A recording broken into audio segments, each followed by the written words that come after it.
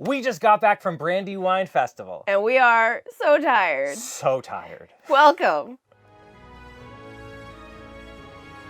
It is recording. It is recording. Do not say things you do not want to be heard. I am so short. You're so short. Because I am still on a yoga ball. Yeah, as you should be. Greetings, adventurers, and welcome to Skill Tree, where we learn how to do just about everything. Excuse you. What? It's mine. Oh, I'm you're here. right. I'm so You're sorry. gonna have to get more used to this. Greetings, adventurers, welcome to Skill Tree, where we learn how to... No, that's wrong, too. Why are you so bad at this? Fuck. Greetings, adventurers, and welcome to Skill Tree. Then why are you so bad at I this? do the just about everything. You go up to just about where we learn how to do. Just about everything. Yeah. Greetings, adventurers, and welcome to Skill Tree, where we learn how to do... Just about everything. We got it. We did that so many times. You're so bad at this. We're so tired. Oh, man. So, as I said in the forward, we just got back from the Brandywine Festival. That is the first official LARP held by Middle-earth, and it was a journey. Let me tell you what, we are so beat. We went on an epic journey. If you notice, for one, I'm saying we are Hobbit size, being this down low. Me. I've lowered my chair too, because she's still on her yoga ball, and this table is quite high. Also, This is as high as we can make me look. if you notice all of the stuff, these are all of the vittles, and we'll go over it later on, but this is all the things we've collected. What are they from called, the Brandywine. mathams? Mathams. All correct. of the mathams that were given to us. It was fantastic. This is Samantha. I love her. Anyways, you don't want us to just kind of blather on. You want to know what it was like going to the Brandywine Festival, at least for us, because we're going to have a bit of a different perspective than a regular player would have, because we did a lot kind of behind the scenes as well. We were very much back there doing stuff. And that's definitely something to keep in mind while we do. I feel like I'm like on the elbows of Daddy's I was gonna table, be and I'm like, Yes, good job. there's definitely something to keep in mind as we talk about our experience, which is that we don't have a normal player experience. We were very, very locked into the few things that we were responsible for. We did not see most of the event. We only see our experience. As with all of our reviews, we typically start with the bad to kind of get it out of the way and make sure that it's known and we end on a high note. Right, yeah, because there is a very big high note to end on this, I feel, but I think it's good for us to go ahead and just like front load it. Let's address some of the things that need some work. First things first, like a lot of us, like volunteer staff, everyone got there early to help set this thing up. And the first thing we're met with is the fact that the tent poles got stuck in. First thing we were right? met with rain. Oh yeah, so much Like record-breaking rain. So much It's rain. almost like LARPs are cursed. Yeah, man, I don't think we've been to one yet that hasn't had just phenomenal days of rain. Conquest has been good. Mudadilla, though. Well, yeah, that was the first one, Still. but like ever since then. Anyways, we were met with a whole bunch of rain. But yes, the tent poles were stuck in customs, and these were for like the large tents for like setups and stuff. Also some of the vendor tents. Yeah. Which, big problem, right? We have the tents, but we have no way to put them up. So we discovered that as we got there. So we all looked at each other, we're like, cool, how do we fix that? And how did you fix that? Kudos to staff and everybody involved and volunteers. The way we fix that is we went to Lowe's. Lowe's! And we bought like 3 pallets worth of 2x4s. Lowe's! And then spent an entire day milling them up, like cutting them on a table saw. It went from the table saw to us, and then later on. I learned how to use a table saw and how to plane. I'm getting closer to making my own chair. She's doing it. Doing it. But yeah, that did put everything like an entire day behind. Yeah. It took a whole team. We had to make over 300 tent poles. Yeah, it was such a Look nightmare. me in my eyes right now. Over 300 tent poles. Man. There was so much sawdust. There was just to the point where the table saw itself was almost under sawdust. Like they had so much sawdust. It smelled good though. It smelled great. So that led into, combined with the record-breaking rain, a little bit of hecticness when it came to like the rental tents and also with check-in. Right. Yeah, no, there was a big line kind of waiting while they kind of wrapped everything up that should have been done. During the rain. Right. Should have been done the day before, but the day before was tent poles and trying to make sure that was. So that kind of led things to be a little bit behind. We didn't get to see that actually. Yeah, I'm speaking from other people telling us. Yeah. Again, take into consideration that some of this is just secondhand information. We're very much siloed off into our little workshop where we stayed strategically. Our main things that we did for the event was that we made props. because we're very It's what we it's do. what we It's do. what we do, yeah. Because we drove down and had a car and we weren't that like tied into anything. We typically were the people that were tapped to go get stuff. Like we made so many trips to Lowe's. Yeah, just buying extra tools so that the volunteers had stuff to make the job When there easier. was problems with tents and stuff, we went out and like did an epic quest to find tents. Yeah, so we'll cover that. So there was some issue getting people in at first. I think there was only an issue with the first day. Yeah, by the early second arrival. day it already It was like super smoothed smooth. over. Yeah, which is big note on this one. The staff, the team is very small, but whenever issues came up, they were very quick to like turn and fix the problems as best And they had an can. amazing team of volunteers. Oh my God, the volunteer! We're gonna gush about the volunteers. Yeah, we'll gush about the volunteers later, but like Incredible. know that behind front. every single thing that was fixed or done, there was an amazing group of people that were volunteers that were there to help us. 100%. So there's all of those little things, and then the kind of the cherry on the cake of it being that we knew about that was difficulties was there was the tent issues where I don't know if there was just a issue. I think so again, second hand. I think the organization of laying out the tents and the rental tents and stuff got very disrupted by the rain. Yeah, they'll have to move in a bit and stuff, right? Yeah, I'm not sure about the whole process of that, but I think that led to some tents being like, because it was raining and they were trying to check people in, I think some people were checked into the wrong tents, or like it basically screwed up who got what tents, and then it became a whole thing where there was a lot of people there and it became an almost unsolvable problem. Yeah, I think there was like a handful of people who weren't able to actually like get into the tent when they needed it. So that's when we were sent running out to just The epic tent quest. scour. Oh my the God, local area. we got basically every tent within like 100 miles. 100 miles. Yeah, we spent a whole day we- place to place, getting tents, cots, all the bedding. Yeah, huge Shout shout out to out to volunteer Chris. Chris. Man. MVP anyways, but MVP, like, man yeah, with he the was truck. MVP the entire event. Every Yeah. time I saw him, he was doing Chris, something. thank Even you. when he was like, "Oh yeah, I'm off duty right now." I'm like, "What are you doing, Chris?" He's like, "Well, it needed to be done." Yeah, He's so such a good dude. Yeah, really But good. he came with his pickup truck because as we were on our tent quest, we got 3 cots and we have a tiny little Honda Fit. So we put those 3 cot boxes into our Honda Fit and we're like, this is not nope, gonna work. We need 12 cots total. That was for Well, extra. It we wasn't need- 12 needed fixing, and they wanted to buy more in case. Just in case, yeah. So we were told like between 12 and 16 setups. Yeah. Like so that we would have what people needed. So then we called Chris and he came on his like a valiant knight with his pickup truck. I think after that they only ended up needing like 3 or 4 tents. I don't know. Yeah. We were just we were sent to get to the things.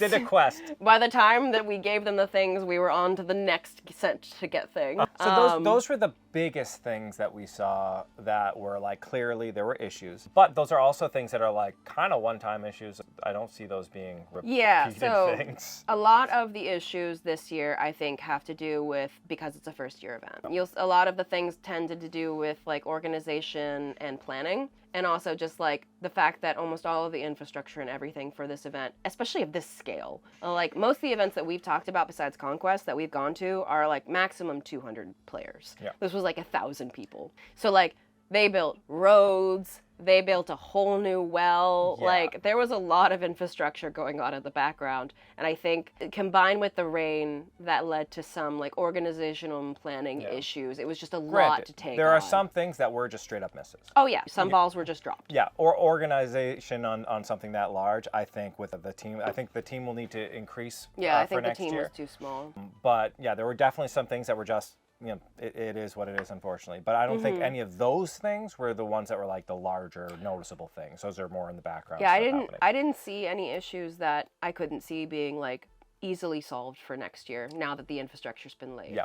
Speaking of that infrastructure, I want to take a moment to really, really shout out the property owners, the Keshels. Oh yeah, the Keshels. Oh man, MVPs. From the very beginning, they yeah. were like the sweetest family that's ever existed. Incredible family. They adopted our Hobbit selves into the Rutabaga family. Because I was originally, my character name was Tobias Briarcloak. And then you walked in and I was like, you are now a Rutabaga. And you were like, yeah, and then all Rutabagas names also have to start with R. So I did the laziest thing possible, and I've changed myself from Tobias to Robias Rutabaga. I feel like that's a more like dramatic name. I think though. it worked out. I was roll the Robin Rs. Rutabaga. But yeah, the Keshels were just the hardest working family. I've Oh ever yeah, no, seen. they were from the very beginning, they were nonstop working on the property, like trying to make it as like ready for the event as possible. And passionate yeah. specifically about like the players' enjoyment. Every time we had a conversation with them, there was always like a moment where they're, no, it would be cool if the players were able to do this, and just super threw themselves just feet first into this. Must be from the outside really weird hobby, but they were crazy into it, and they jumped into, they played. Like they got costume. If you went to the hence rutabagas. Hence the rutabaga. Yeah, they ran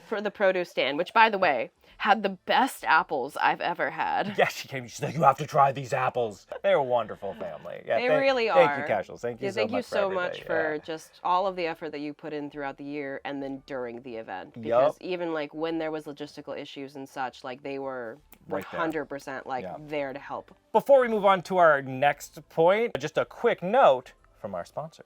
Oh. Kit here. You may remember me from such shows as, well, the one you're watching right now, probably only that one, actually.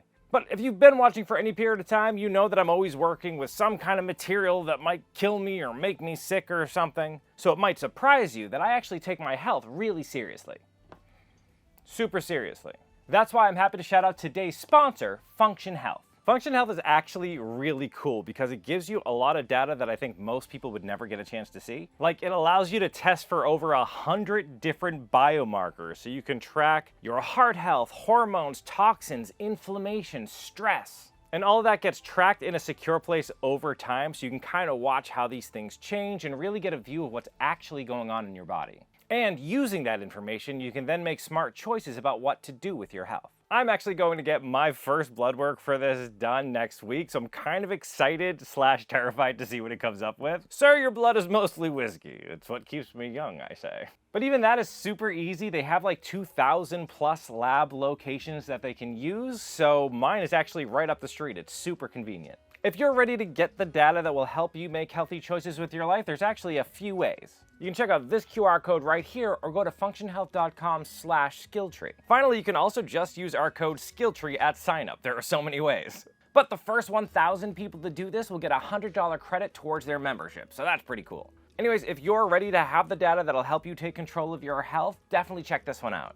So, going back to the stuff that we actually were super plugged in, we were mostly tapped as prop makers because as we've previously established, we make it a props. We make it a props. I'm so excited. Guys, we got a video coming forward soon. It's going to take a little bit because we got to do some behind the scenes. Oh yeah, we have to remake the entire thing. Yeah. Because we had to make it so fast, and also it was so secret. Yeah, that we weren't able to film as much as we wanted to. We'll talk about that in just a second. But first, let's talk about the smaller of the props that we made, which was the trophy. Oh, I think we have it. We kept it secret, kept it safe, because it's so cute and so small. And we may have grabbed it before we left because, I mean, cleanup is always super chaotic. We don't want anything to happen to it. Yeah, next year. It's so precious. Yeah. And we can tie more ribbons on it and stuff. So you did the construction of it, and then I did all the decor and painting and such. Weathering Look how and stuff. Cute it is. It is cute as hell. So this was our thinking behind it. Since Hobbits so it was for the 4 Farthings games, so Olympics basically.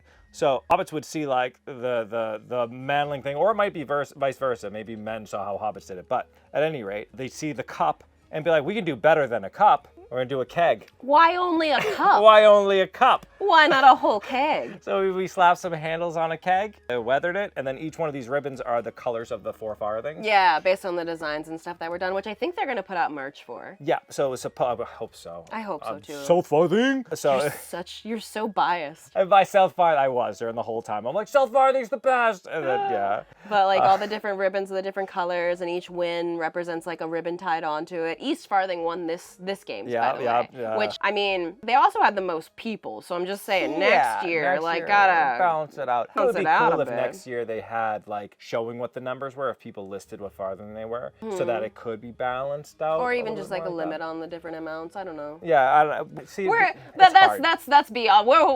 We make it a props. We make it a props. But we wanted to. It'd be fun to eventually make it so we could actually put a plastic, almost like the Mylar bags that we did for the water things in there. there and then do Yeah. like a whole brew each year Yeah, that so they the winning actually team like gets the pop. brew. They get Victor's brew. Victor's will find a Hobbit named Victor. Some Oh, yeah, I dude make named this. Victor. But that was our kind of thinking behind it. So the other major prop that we made was what came to be lovingly called, and I didn't have super a lot to do with it, but I did hear the name, which was Charlie Stephen Pool Float. So anytime, if you were at the event and anytime you heard someone talk about the pool float, Yup. or Charlie, or Stephen, we were or Charlie Stephen Pool Float. We were on radio because everybody who was doing something like running a game or doing like quest stuff or whatever, had the radios on and stuff. So when we were talking about moving this particular prop, because it was quite large, It was quite large.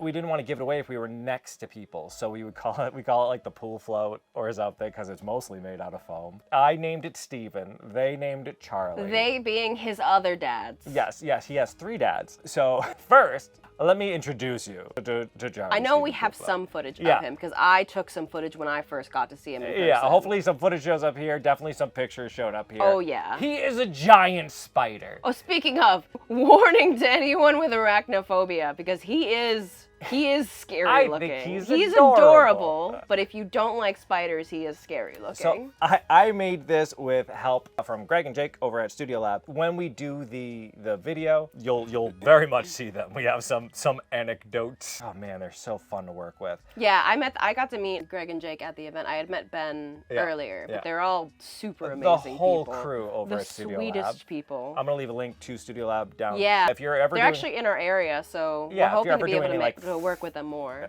if you're ever doing any like filming or anything, definitely check them out. Like for larger projects, they have a whole studio and they're Which we're hoping to absolute be able to professionals. borrow. But yes, we together made this giant spider that was used for quests and stuff. It's legs. Charlie Stephen. Yeah, Charlie Stephen Pool Float. He's got legs that move. Right? It was a puppeted. So we live in the little back section. Yeah, they were there. supposed to do it in a day, and then I got a message back, and it's like, we might have spent the entire day trying to figure out the like hydraulics to make his pincers move. They got so into it. Little bicycle things to make it. What was it, move. Greg with his rope? Yeah, we'll save the rope story for when we have the video. It's a good one.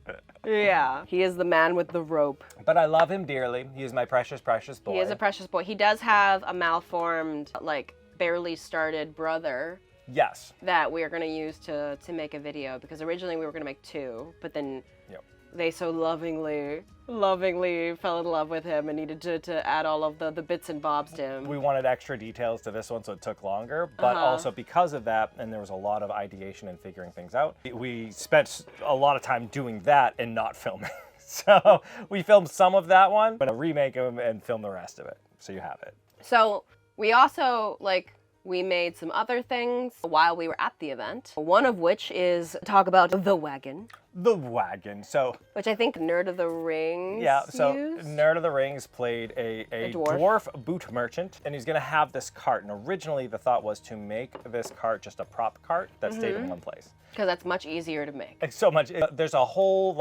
wheelwrights were a whole class of artisan. Wheels are hard to make. Wheels are hard to make. The whole thing. Making wood on wood move hard. We got there and they're like, nope, have a whole scene in mind. We'd like him to come from the ridge and come down. And it's for like, the cart to actually, work. could you make the wagon move? And we were like, I don't know, man. But then, a night, what's that scene where Gandalf comes over? Yeah. From these, just a bright light behind him. The dawn. From the dawn comes Chad. Man, so I had made the wheel on an axle. Yeah. And that ended up being the weakest point was my wheels would come off. I mean, they were supposed to break for They quest were supposed purposes, to break. but Because they it was broke one of the more was like often. repairing it. Yeah, more often than I would have liked, but that came from other It just things. means you did your job too well. Apparently. But yeah, we had made it and I had no idea how to make this work. And earlier, Chad had come to us and been like, hey, I really want to work on this, but I've been put on a different task. Hopefully you're still, working on it later. He comes just when we reach that point where we're scratching our heads being like, how the heck are we going to make this work? He comes running over the hill Literally like running. Gandalf. He's like, are you still working on the cart? We're like, yes, we're at this So- point. He's like, I've got you. So he's into a lot of historical research and he knows how to actually make a wagon. And he did. He did. He made the whole assembly that made it so that the axle can turn and support the thing. He worked legitimately. into the night to make this thing a reality. Absolute boss. Thank you, Chad. It was Like- so cool. Really cool. Like, I don't even know half of what was happening, and I was impressed. Yeah, it was neat. It was a cart, a really cool cart. It was a very cool cart. What else did we make? You made cheese wheels. I didn't make cheese wheels. Some other volunteers made cheese wheels, and he did such a good job. So I just happened to steal. So, like, while all of the tent poles and stuff were being made and stuff was being put up, I just happened to steal any, like, straggler volunteers from my painting club. So basically what I was making in the meantime was, before there was tent problems, I was trying to make, like, house numbers for each of the tents, because there was supposed to be a mail game.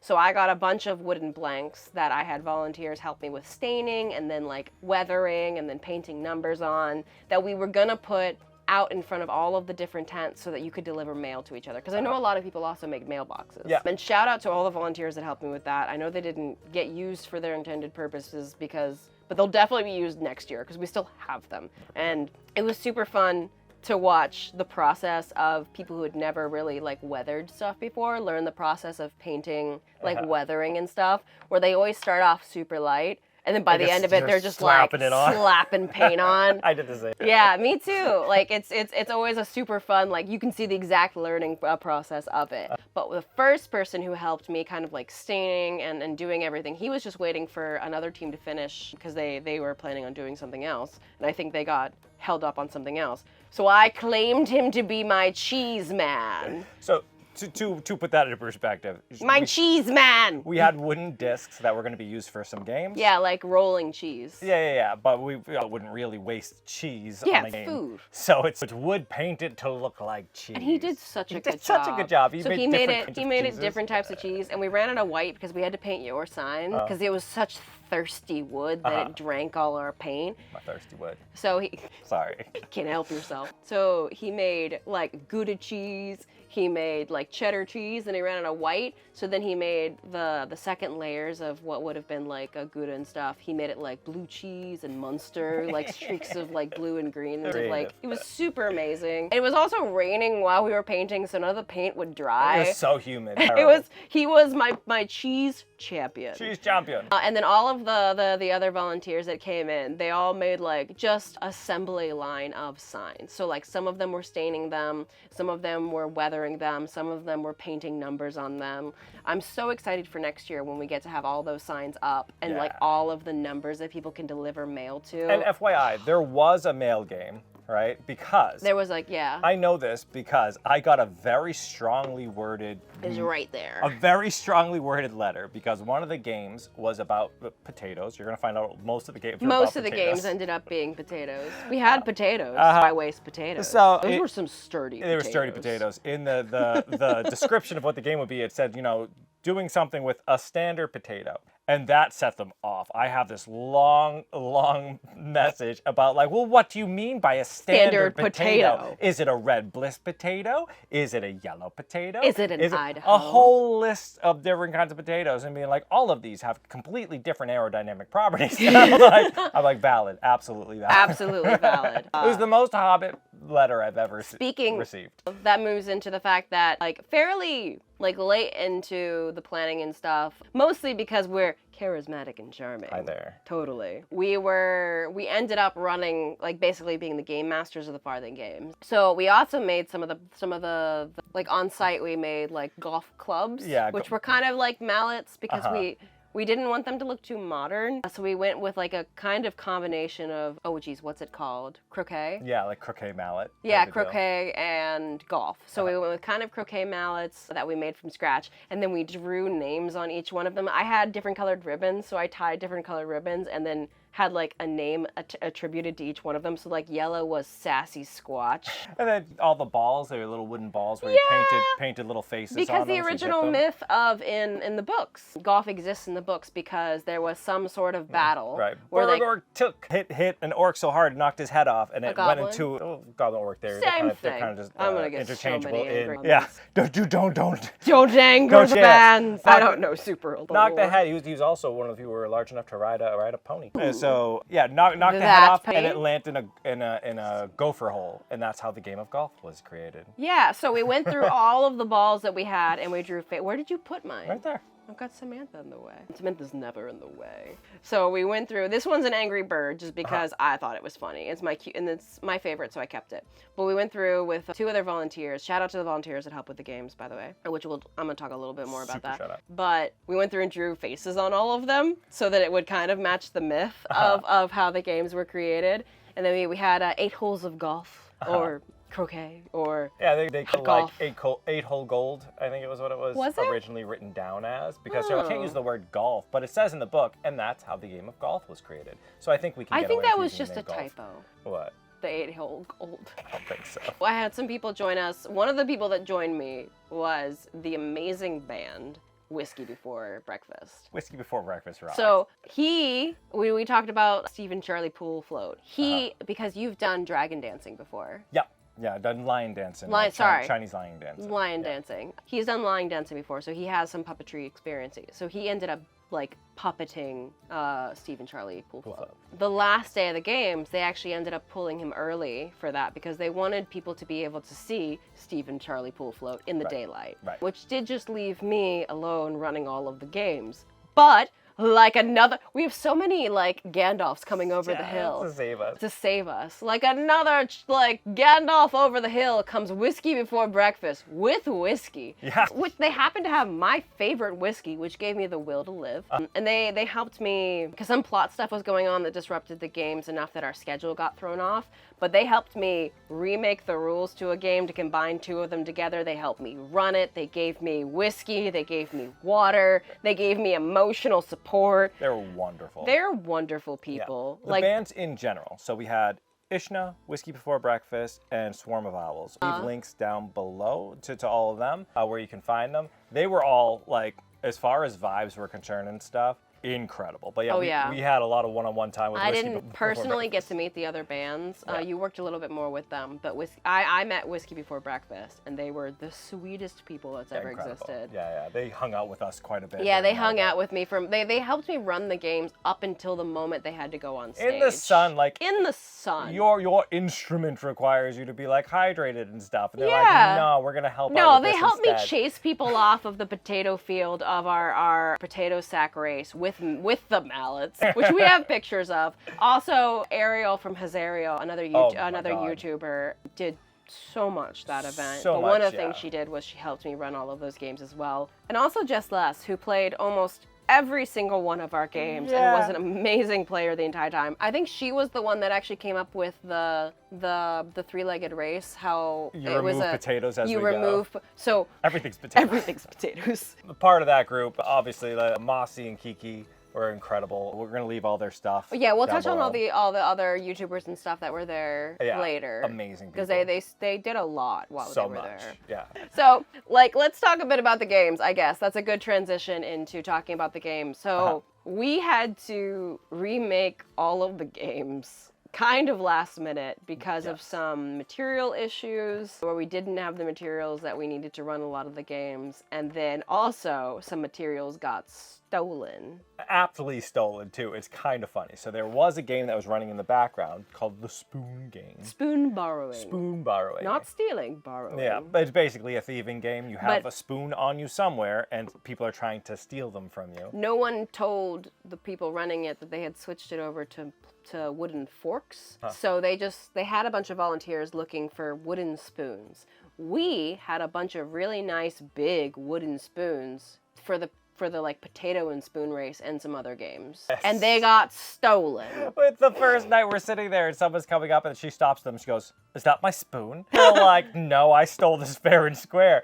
And I'm like, "No, that's my spoons. We're running the games." Which was the next evening. Yeah. And like we were running that game the next morning. And I was like, "Oh no, we have to figure out how to use all these potatoes." Yeah. So we ended up coming up with some good potato games. Oh yeah, so basically everything past then. Any game that involved potatoes. That was just us figuring out how to use potatoes. It turned out great. We did like potato sack toss. Which actually was a really good game. Ariel from Hazario came up with the idea of having the potato sacks is what you throw it into. And then the volunteer that was helping us was the one that came up with the idea of having them like across from each other so they were competing. Such a good, I think that was the most excited game we had. We had like 6 sacks all in a row with one in the middle. The one in the middle is double points. Yeah. And people from a certain distance away are just trying to throw them super hard. Yeah, potatoes bounce. Turns out they bounce. Who knew, right? So yeah, it turned out so much fun. We had Spudden Death, which is basically when everyone had threw their potatoes and like you were tied. Then it was just like the next potato that made it in. They would go back and forth. And Whiskey Before Breakfast, again, coming in clutch, was just in the background, slowly increasing the tempo of the music as Spudden Death went on. It was amazing. It was so fun. And honestly, and this will be, we're saving it more for later gushing. The players made it like they were jeering at each other like they came up with so many east is beast, like west is best, east is beast. Yeah, just fighting south each was other. like throwing up like the farthing symbols. They were so much fun. My notes just say talk about how many games we ran with potatoes. So many games. So we ended up with like 40 potatoes because we were going to do this potato and spoon race. But then we're like, cool, we have these potatoes. So then like for the 3-legged race, we're like, you know what? Let's make it more interesting. Let's just make it so that you have to 3-legged race to grab a potato. Yeah, we had an area that was designated the potato patch. So you ran in, you were basically a 3-legged hungry giant. So to go steal potatoes with potato patch. You couldn't come back until both ends of the giant. So you're holding arms in the middle, so you had 2 hands. Yeah. Both had to grab a potato and then run back. Jess Less, which like, she was amazing. Yeah. Throughout all the games, she played almost every single one of them. She came up with an amazing idea, which is slowly decrease the amount of potatoes so that it was like an elimination, sudden death. It was so good. So then, like, there was actually, like, they had different strategies where some people were slower, but then they were, like, watching for potatoes the whole time, and some people ran to the very beginning, or the very end, and that was fun. So good. And then, my favorite of the things is actually turned out to be a player-run thing. It's a thing we had originally planned for in the first place. It was one we actually pushed for because every event that we've been to that had a talent show was a jam.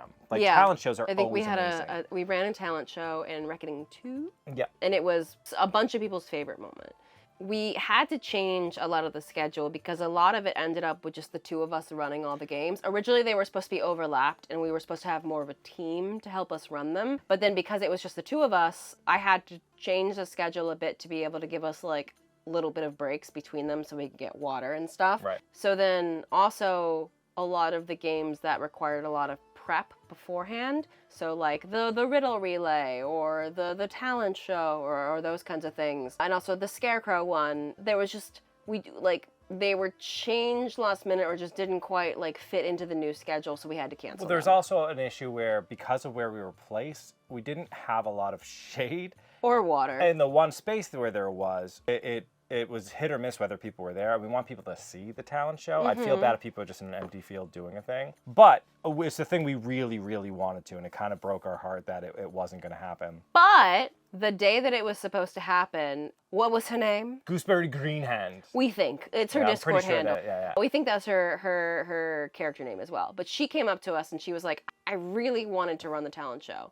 Is it possible that I could go She didn't say she wanted to run she wanted to be in it, and she had some friends who wanted to be in it too. Yeah, she just was like, this is the amazing thing about the player base. If they wanted a thing, positive to them, like, hey, I am more than willing to judge it or MC it or whatever. If you want to gather up the people and have them here at this time or whatever, we will 100% help you run it. And then they went and did it. Didn't just do it. Everybody was there. Like, under that same one big tent that we did have for shade, that's usually used for a bunch of other stuff. That became the talent show tent. There was so many people. So it was supposed to be the first day. And then because some other stuff was going on with plot, it ended up being kind of disrupted. So that's the thing, that was also the plot tent. Like, that's where plot kept happening. Because it was the main big tent that actually ended up going up. Yeah. So we shifted the schedule of the next day. We're like, cool, if you want to run this and you have enough people to run it, like, let's shift golf back and all of that, and let's fit you in at noon, and we'll do the talent show then, and we're happy to MC it. So she went out and she basically made that happen. Killed it.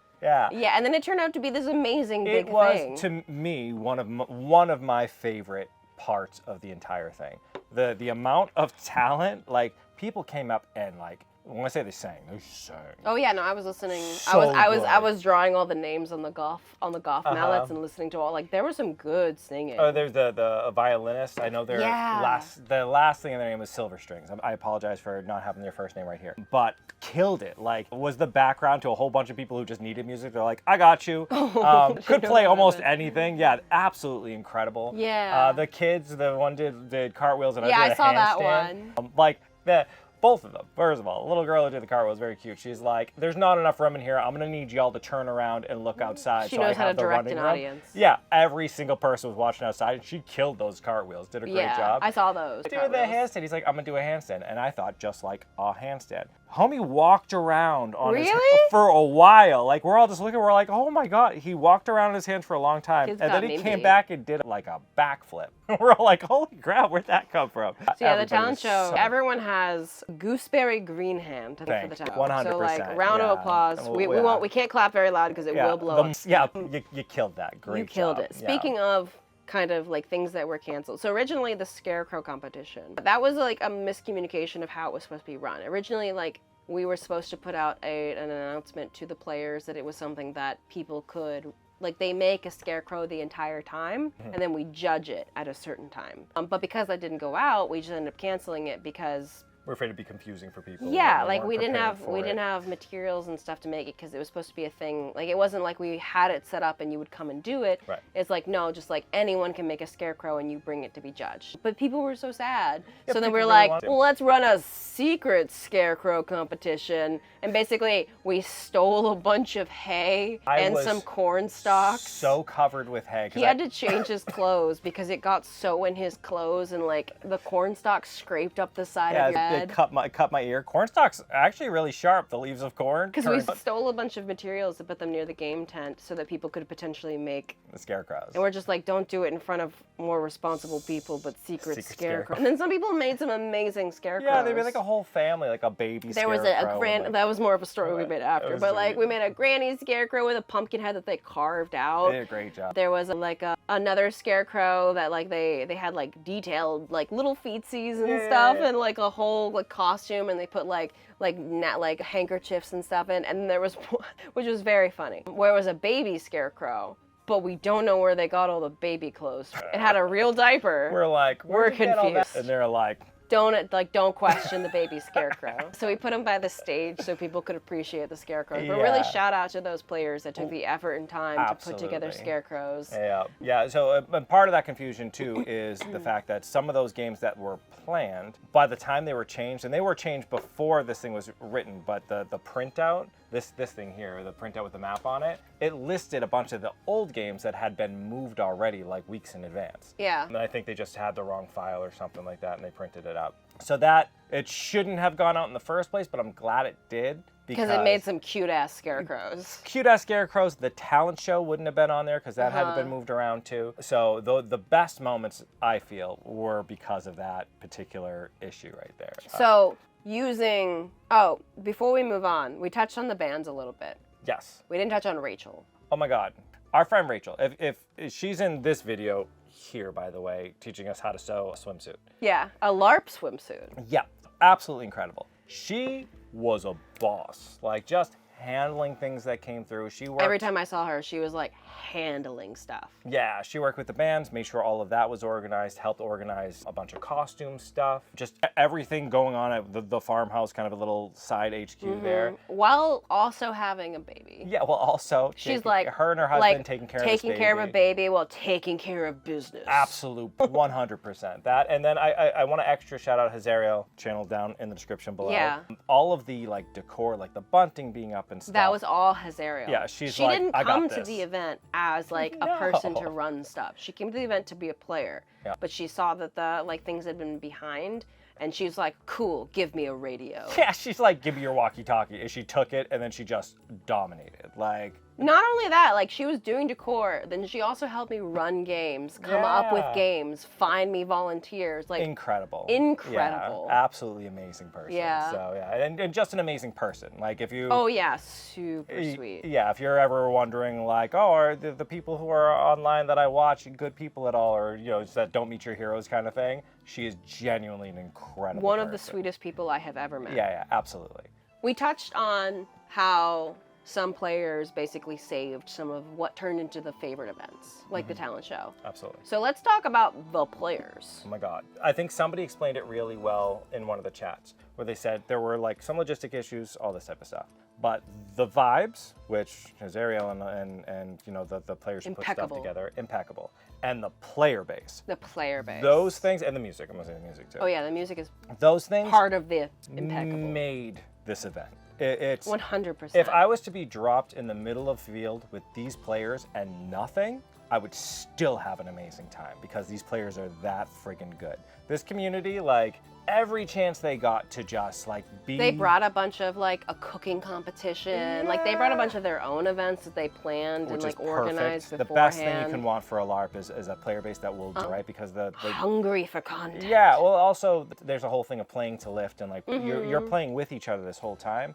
And I think there's often an issue where you kind of want to be like, especially when you're new to the hobby, you kind of want to be fed a lot of quest things and stuff. And that gets hard because there's never enough if everybody wants that. Especially for 1,000 players. Yeah, but when you actually start to make quests together and start to play like in that world together, that's when it becomes a real living world. And there's an infinite amount of things you can do then because everybody's making their own things. And this, like, it's incredible to me that most of these were new LARPers, and off the bat, they were one of the best. Yeah, just look at all the stuff on our table. Oh yeah, all of this stuff is stuff that Jesus like made. They were going around. Look at Samantha. She loves Samantha. I love so Samantha. much. Samantha's my emotional support cow. Yeah, like almost everybody I talk to is like, "Would you like a thing?" I'm like, "I would love a thing." I would love some things. Yes, fantastic. Do you know who I am? But I'm a little magpie. I'm a crow. I love shinies. The energy and just like the raw joy they brought to this event, it kind of blows me away at how amazing the community is. Someone made us like these handmade little butter keepers. Butter keepers. Yeah. They have little Hobbit doors in the front. So freaking cute. And you put butter in it, and then you put this on top. I love it so much. There's just a bunch of stuff like that, like homemade, like tea mixes. We had one that was a homemade dice. Tobacco salesman who gave me just some of the best. Some of the best. A bunch of like charms and stuff that they've made. Hand-painted birds. My badass Cerberus pin. Yeah, which is so good on your coat. Friendship potato. This is my emotional support potato. Mushrooms. Little knitted friends. Just all of it. These amazing coins. Amazing coins. So yeah, man, I can't. Hand-forged leaves. I can't express you had one enough. kid come up that was his first like leather crafting project. Yeah, this one right here is his first leather crafting project. Look how good that is. Yeah, it's a bookmark. Did a great job. Friendship frogs. They're just like all of it. Like we could go on for like just all of the stuff. Yeah, it's interesting because we don't have a lot of experiences from this one because we were stuck kind of running the games in one spot, or I was like inside of a spider. Yeah, we had puppeting. like 15-minute breaks between games, but most of our event was like we were very, very busy. But I feel like I could go on for days with just the interactions we had, and that's the thing that was that's the thing that was really nice about doing this. Stop interrupting. That was one of the things that were really nice about being the game runners or whatever, because we were kind of in the middle of everything and we got to interact with everybody. And the interactions with this community are just like second to none. Absolutely incredible. Speaking of, I also have, one second. Luckily my mic's on this side of it. This lovely apron, which was made for me by Kiki. Kiki's awesome. I love my apron. It's so soft. Yeah, lovely. Kiki was always like my little emotional support gremlin. I swear to God, every time I was feeling overtired or whatever, she just happened to be there. It was like rife with hugs and stuff. Oh yeah. Love Kiki. It's my emotional support apron. It was so cute because she wanted to give this to me so bad, but I was always so busy and they were always so busy. Yeah. So eventually they were like, your apron! But honestly, like, a lot of the YouTubers and such that were there, they're all amazing people. All of them we talked about Hazariel before, we talked about Kiki, we talked about Jess Les. I think those were the main ones that we interacted with, and all of them were super sweet and soothing. Yeah, I saw poor Rachel Baxi there. She looked like she was having a good time, but she like stepped one step in, and it was just like a bunch of people talking to her. And then it's the only time I saw her, she was just surrounded by people. I'm like, I'm gonna leave her alone for a moment. And then I just never got to see her again because we were so busy. But I think that's kind of our event, unless you want to talk about being a spider a bit. Yeah, I mean, I guess just kind of some of the quests that were going on. There were like ruffians up in the hills and stuff. We knew some of the people playing ruffians, and they were the sweetest people. Yeah. It's always so ironic that like the people who play the bad guys are typically the sweetest Also, people. shout out to our boy Josh. He's in like... Shout out to our boy Josh. He's in a bunch of the events. We met him at Reckoning. If you ever heard Theseus, he's Theseus. Yeah, every time we interact with him, he's just the best He's person. the sweetest. Yeah, he's so good. He was me for a while too. He found my name tag on He the was ground. my emotional support, Josh. I have so many emotional supports. But there was ruffians up in the woods that people can like go and loot and stuff. They stole their tents. Oh yeah, at the end of it, they just turned into ravenous loot goblins, and they took everything. They tried to take one of the ruffians' They tried to boots. steal one of their boots off of their... It evolved real quick. As soon as you give people the permission to steal, they will steal. Then for my part, like I'm being a spider, I'm hiding in this hollow in the woods. And there's a really cool scene. Kiki was in it too because she played one of the elves for a while. But they were coming up, and the Hobbits were like hiding, watching what was happening because they thought they were just spying on elves coming up.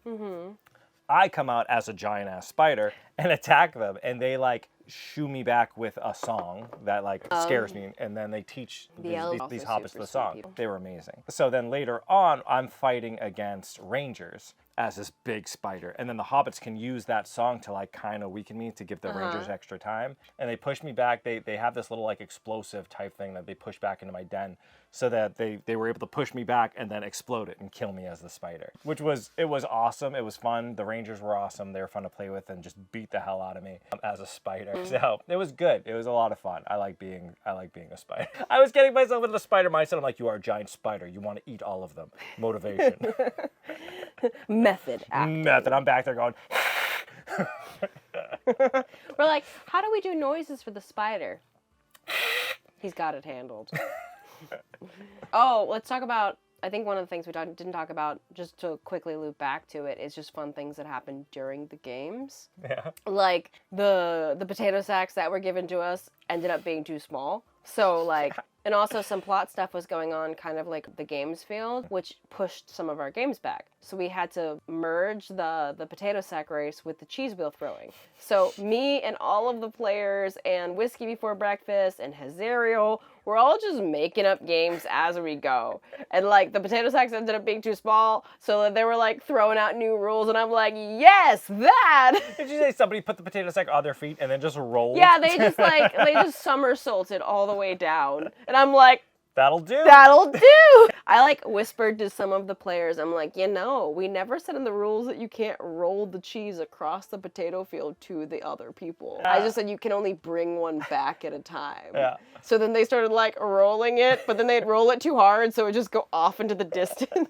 Man, I'm hoping for next year we can do a lot more of the games. Yeah, because it's for us they were super, super fun. Yeah, because it's the Four Farthings games. It should feel like, I feel like a lot, like the ability to pull a lot more people into it and stuff, because they were a lot of fun. I think for me, that's my biggest kind of regret for this one / critique for this one was and it might be when your hammer everything looks like a nail. Apron. No. When your hammer everything looks like a nail, it's that like I want the games to be, even if I wasn't a game runner, I kind of like that vibe of them kind of playing that way and having that big space. I think it was especially hard because of the original snafus and stuff that happened. There was only one place for things to really happen and have you out of the sun. So then a lot of times like the games ended up taking like a sidebar to some of the plot. Yeah, which I mean it worked out because for a lot of people there was a trial that there's a lot of fun really scenes that happened. A lot of really fun scenes under that space that happened. So it's good that it was used for that, and I wouldn't change that because it was a lot of people's favorite part. But I think having that separation between those two fields will help out a lot in the future. Again, kind of calling to, obviously, it being a brand new first-time game, there were certainly issues, but none of them are unsolvable. I can't see any of them that there wasn't a problem with the core game. I think somebody else said it really nicely. We're like super solid bones in this game, and because of the player base, it became a really incredible moment. Like the last night where there was just dancing and there's fireworks and music. Fireworks. I don't think I've ever been in a Shout out to the Dragon Men. Yeah, I don't think I've ever been in a more magical, like actually feeling magical spot in my life. The Dragon Men were the volunteers who went and got the fireworks. Got the fireworks. I call them the Dragon Boys, and I'm like, no. Dragon Men. They're the Dragon Men. So yeah, absolutely incredible. It was so much fun to play with all of you, and I think that next year with a whole year to do all this without doing any of the infrastructure stuff that was needed to do this year and whatever. Because this event was put together relatively quick. Like 6 months. Yeah. Right? With all the, like, whole roads being made for it, wells being dug for it. A lot of infrastructure. Crazy amount of infrastructure. But the thing is, like, all that stuff is stuff that stays. Yeah, so, like, it's stuff that, now. like, it only builds toward a better future. Yeah, and the time and effort that went into going into that is just going to go into making the game better. And I am stupid excited. If this was this enjoyable with any of those issues, next year, it's going to be it's going to be so Next good. year, we're going to be able to sit under a tree. That is my goal. I had one goal, is to sit under a tree with a book, smoke a pipe, and fall asleep. He brought the gift that someone gave him, which was, what was it, the Hobbit? The Hobbit in French. Yeah. Like, he wrapped it in leather and stuff. He had it all ready. I was so ready to sit and do that. But the people who gave me the pipe leaf did me a solid, though. They did meet up with me at the very end of the game, the very last night. We sat and smoked. It was such a vibe, a really good moment. So I got halfway there. I still wanted to be under my tree. Just gives you more goals. Yeah, that's right. The hashtag life goals. Hashtag life goals. Speaking of life goals, though, we do got a bunch of stuff coming up for us. Yeah. So every time we get closer and closer to the running of a LARP, there is always that ending point where we look at each other and we're like, we gotta run our own LARP, man. I want to run a LARP. Like, we really want to run a LARP. I think because, and if you haven't been part of our live streams, this might be news to you, but we're actually getting our own skill tree space. Yup, we're getting a whole office space, and we're moving out of the basement. Out of the basement, and I'm actually moving up north. Yep. Potentially within a month. I know. She found happened so fast. Apartment. So yeah, we're moving real quick here to being able to produce more content, higher quality content, and then potentially plan future events. I think it'd be very fun. So recently we've gotten really into a lot of those like murder mystery things that you solve with friends. many. I think it would be super fun to run a bunch of like parlor LARPs, which is what they call, like, you run them in one night where you dress up like a restaurant or something. So we could reach out to local restaurants and run like a murder mystery in them. I think that'd be a really good start. Let us know if that's something you'd be interested in, if you'd be in the area, we're in Massachusetts, New Hampshire kind of area. If you'd be interested even just, like, in doing that. Going down to a more accessible area and just like running a week of... True, yeah, you know what, let us know where you're at and maybe we just figure out somewhere Where we can would do you that. like to solve them? And I think that would be a lot of fun and a way for us to dip our toes into running our own without it being like... Just taking our on something life, massive right? from the start. Yeah, so yeah, leave that down, let us know if you'd be interested in that. And then from there, I think I'd want to run like a big Yeah, LARP. no, we have already written an entire... I want to like we basically, like, from the start we wrote our own rules, we wrote our own LARP, our own story. Like, we have it in the wings. It's we ready want to to go. run a LARP. Yeah, so keep your eye out for that, I guess. We're Yeah. thinking about it. Long story short, was this worth going to? 100%. I think even with the things that were issues, and if you had some other, I know there's a chat where they were talking about ways to better it for next year and whatever, and every one of them are like, don't get me wrong, I would go again immediately. So I think, and that's the other thing that's great about it, this is such a best community. I think every single issue that there was this year is an easily solvable and a product of how fast it was put together and how many other things were happening at the same point in time, both within the game itself and the world, the greater world, right? Yeah. With tariffs and things being held up That for definitely customs. didn't help. It didn't help. So all of that, I think it's in a whole other year to plan all of those things out of it. I think it's most gonna of be the an work we amazing did event. is stuff that can be built on top of. Yep, yeah. I think it's going to be Steven incredible. Float can get a sibling. Yeah, and that's even if they include the spiders next year. I know they're always looking to keep it fresh and stuff, so there might be other really cool props to make. And A lot of times there just isn't an opportunity to have that kind of experience and that kind of vibe outside of these kinds of events. So even like take all the plot out. Like you said, drop us in a field. yeah, Like, you don't have that opportunity to just walk around and be a hobbit and meet all these different people and smoke pipes and like be given a bunch of mathams outside of these kinds of events. Yes, it will take time for things to like work out to be smooth with like planning and organization, but until then, it is an unforgettable experience that is almost impossible to get otherwise. yeah, absolutely beautiful. So thank you everyone who came out to play with us. It was both incredibly fun and humbling to meet so many just amazing people. Who I think gave me Samantha? also just with kind of the world and everything, it was so refreshing to go to a spot where nothing else existed. We were in this place with you all, having fun. And even whenever anything happened that was kind of like an issue, they rolled with it just as hobbits. They were just like, that is what it is, let's go. And it was just amazing. It refreshed my belief in humanity, I think. Or hobbitanity. Hobbitism. Hobbitanity. Sure. Anyways, if you were there with us, why don't you leave your favorite moments down in the comment section below. I'd love to hear kind of what your time was like and why it was the games and playing with us. Obviously. Obviously. Which was your favorite games? Because obviously all of you played them. All of you. All of you. All 1,000. I expect 1,000 replies. Anyways, I hope to see you at the next one. We'll definitely see you in a week. In the meantime, though, Keep leveling up, you. I'm like an evil villain with their cat, but it's me with Samantha. I love Samantha. Samantha. Samantha.